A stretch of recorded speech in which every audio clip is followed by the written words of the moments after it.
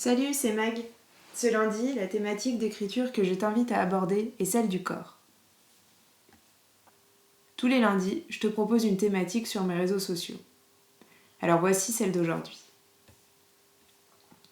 Le principe est d'écrire une lettre qui présente ton corps. Il est une personne à part entière qui nous accompagne et nous soutient au quotidien. Il mérite donc qu'on lui accorde une attention toute particulière et qu'on le présente comme la personne importante qui fait partie intégrante de nos vies.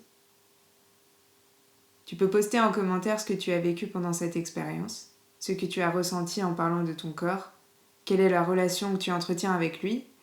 Tu peux aussi partager ton texte si tu le souhaites. Ce sera un plaisir de te lire. Dans les ateliers d'écriture en ligne que je te propose, de nombreuses thématiques vont être soulevées pour grandir avec soi. L'identité, la sexualité, le désir, le corps, les relations, les sens, la transmission, le miroir, ou encore la petite voix qui sommeille en nous. Je t'y propose des exercices puissants, qui mettent ou remettent en lumière certains sujets, événements, prises de conscience, paradoxes, schémas, de ton histoire passée, mais aussi de ton présent et de ton futur. Nous laissons la place à l'expression, à l'émotion et à l'évolution de soi. Je vois l'écriture comme un outil au super pouvoir. Elle est le lien direct pour communiquer avec soi-même et d'une aide extraordinaire pour en apprendre davantage sur soi, les autres et tout ce qui nous entoure.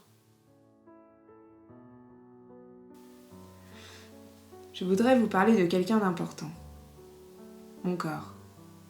Je me suis rendu compte qu'en se présentant, on ne parlait jamais de nos corps, alors qu'ils sont omniprésents. Le mien a ses petites manies, ses paradoxes, ses inconstances, ses habitudes.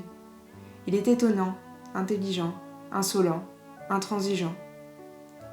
C'est lui qui commande, qui tient le volant. Sans lui, je ne vais nulle part. On se connaît bien, on se connaît mal. Quoique, de nous deux, c'est lui qui me connaît le mieux.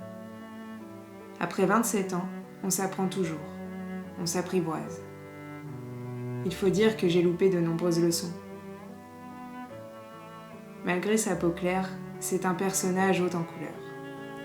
Je crois qu'il est à mon image. Libre et têtu, aimant, expressif, il a son caractère. On a toujours été proches, lui et moi. On ne s'est jamais vraiment quittés. Une histoire au conditionnel où les si embrassaient d'autres corps. Me trouvant trop ou pas assez, à fantasmer des formes et des courbes comme des vêtements inappropriés. C'est comme si je cherchais à le tromper, à vouloir le quitter. En réalité, je l'ai beaucoup négligé, mais je lui coupais la parole. Nos rapports ont été compliqués.